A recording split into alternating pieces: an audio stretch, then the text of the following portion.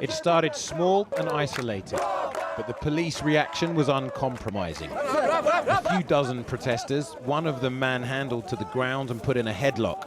Then out came the tear gas. One arrest. A few journalists reported injured, one apparently hit with a rubber bullet. Then the protest began to spread. Outside a petrol station, clashes on the street. Protesters covered their faces with masks against a combination of smoke and more tear gas. Flames lit up the street. Never before has a World Cup been welcomed quite like this. But today, the party finally started too. And as the disruption gathered pace, so did the fiesta. And everybody knows how the Brazilians like to dance. In Sao Paulo today, it really is the story of two Brazils. We're but a stone's throw from the stadium. Most of the people here in this community, they won't get to see a match in a stadium. But they're not protesting. They're holding a massive street party.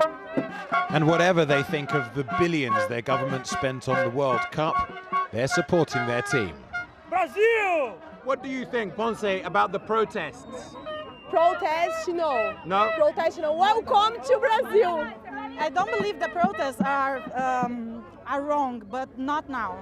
I believe that we had 8 years to do this, and we had to vote to choose our politics before the World Cup, and we have every year we have the elections to decide this, not now.